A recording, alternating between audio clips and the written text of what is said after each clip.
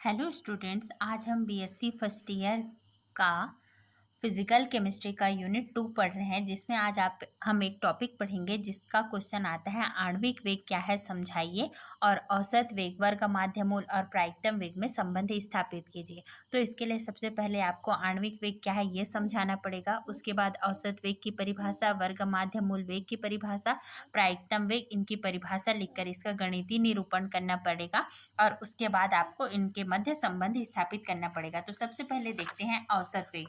औसत वेग के पहले हम एक आणविक वेग बता सकते हैं कि पदार्थ की 3 अवस्थाएं होती है। अब सबसे पहले एक छोटा सा लेक्चर है, आप आणविक वेग क्या है इसको समझते हैं। तो पदार्थ की 3 अवस्थाएं होती है, ठोस, द्रव, गैस। परंतु जब हम हायर क्लासेस में जाते हैं तो पदार्थ की 4 अवस्थाएं होती है, ठोस, द्रव, गैस और प्लाज्मा अवस्था। प्लाज्मा अवस्था तारों में पाई जाती है।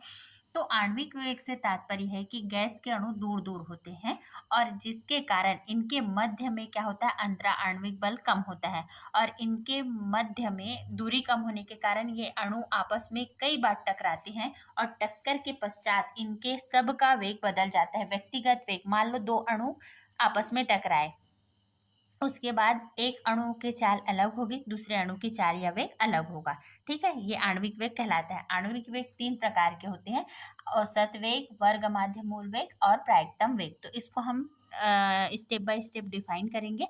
उसके बाद सबसे पहले देखते हैं औसत वेग क्या है। गैस असंख्य अणुओं से मिलकर बना होता है। अणुओं की गति करने का वेग भिन्न होता है और इन वेगों का अंकगणितीय मान औसत या माध्य वेग कहलाता है। ठीक है, जैसे हम देखते हैं कि हम कभी भी कोई भी क्लास का रिजल्ट आता है तो बोलते हैं कि कक्षा 10 में 60% छात्र सफल हुए। तो ये क्या होता है, सभी बच्चों के रिजल्ट का वो माध्य रहता है। उसी प्रकार यहाँ सभी अणुओं के वेग का एक माध्य है। तो औसत वेग बराबर औसत वेग, इसको सी बार से दर्शाते हैं और यहाँ पे क्या होगा, C1 + C2 C3 up to Cn divided by n। तो n क्या है, यहाँ पे अणुओं की कुल संख्या है और C1 + C2 C3 up to Cn ये क्या है, अणुओं के क्रमशः योग है। और यदि यहाँ पे क्या है, N1 N2 N3, ये n समूहों के अणुओं का वेग क्रमशः C1 C2 C3 है, तो इनका औसत वेग क्या होगा, C बार बराबर N1 C1 + N2 C2 N3 Cn up sorry यहाँ पे C3 होगा plus NCn divided by n। तो यहाँ पे क्या होगा, प्रत्येक अणु का वेग ज्ञात कर पाना संभव नहीं है, अतः सांख्यिकी विधि से औसत वेग का परिकलन किया जा सकता है। तो 1 मोल गैस के लिए T ताप पर अणुगतिक सिद्धांत से औसत वेग C बार बराबर क्या होगा, √8kT/πm is equal to √8RT/πm। अब यहाँ से क्या होगा, जहाँ के क्या है, बोल्ट्जमैन कांस्टेंट है, टी परम ताप है, पाई का मान 22/7 होता है, एम एक अणु का भार है, आर गैस नियतांक है, टी परम ताप और एम जो है क्या है, ये अणु भार है। ठीक है, अब देखते हैं, ये आपका औसत वेग का टॉपिक क्लियर हो गया। और यहाँ पे एक छोटा सा मिस्टेक है, यहाँ पे जो जो CN है, यहाँ पे क्या होगा, N3CN होगा।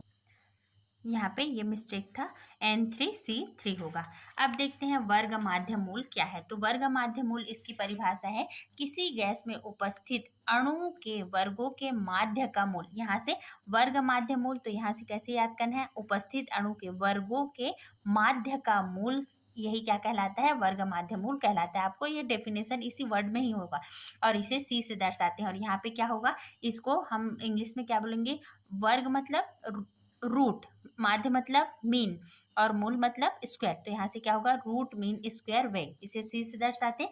यहाँ पे ये जो आपने डिफाइन किया उसे ही लिखना है, अणु के वेगों के वर्गों का योग बटे अणुओं की कुल संख्या।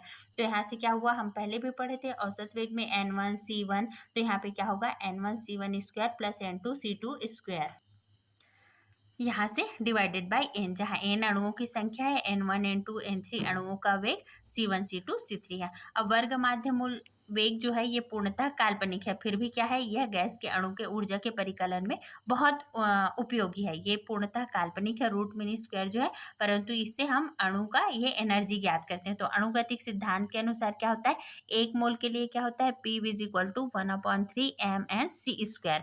अब यहाँ से क्या होगा, 3 इधर जाएगा तो क्या होगा, 3 PV mNc²। अब यहाँ से क्या होगा, ये mn है, इसको इधर ला लिए और यहाँ से ऐसे लिखे, तो C square is equal to क्या आएगा 3 P V upon small M, और ये कैपिटल एन यही है, ये इसका यहाँ से सी ये इधर जाएगा तो ये क्या हो जाएगा, रूट बन जाएगा, तो root under root 3 P V upon small M capital N. M N क्या है, स्मॉल एम और एन ये क्या है, अणु, एक अणु का द्रव्यमान, और ये एवोगेड्रो संख्या, तो इसका मान क्या होता है, कैपिटल एम गैस का अणुभार होगा।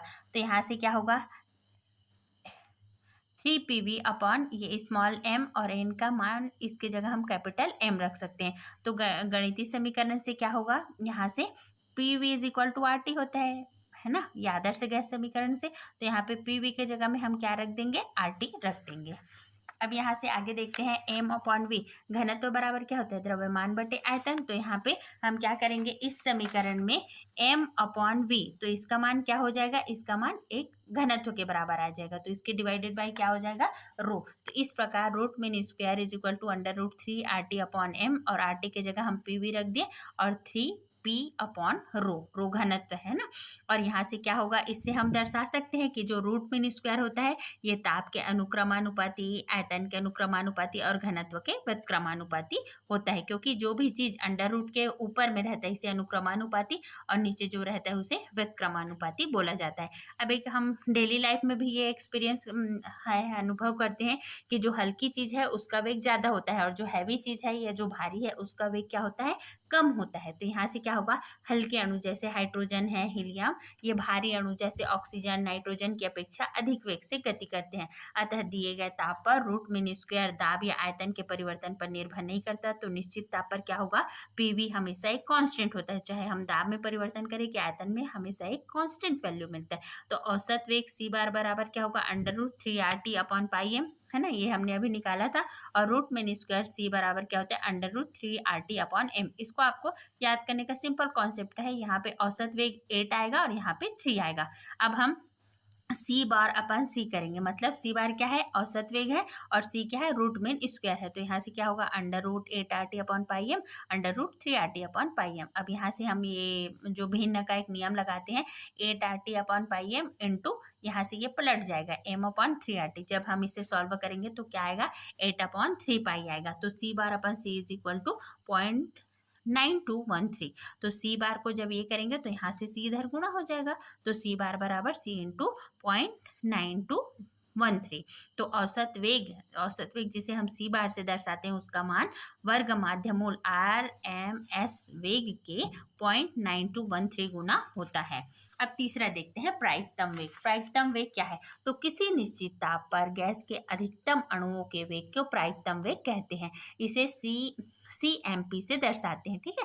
तो यहाँ से हम इसको ऐसे भी कर सकते हैं, जैसे हम कोई भी बाइक चला रहे हैं कुछ, तो उसका जो मैक्सिमम स्पीड है वो मान लो यदि 100 km/h है, तो वैसे ही क्या होगा, कोई एक स्पेशल टेम्परेचर होता है जिसपे गैस का अणु एकदम सबसे अधिकतम स्पीड से गति करते हैं, तो इसे ही क्या कहेंगे, प्रायिकतम वेग कहेंगे, और इसे CMP से दर्शाते हैं ना। तो सी सब नीचे MP is equal to 2 RT upon M. तो ये याद कर सकते हैं, पहले में हमने क्या निकाला था, औसत वेग को क्या किए थे, औसत वेग 8 RT और 8 RT अपॉन एम था, और RMS से एक वेग क्या था, 3 RT अपॉन एम था, और ये क्या है 2 RT अपॉन एम, ठीक है।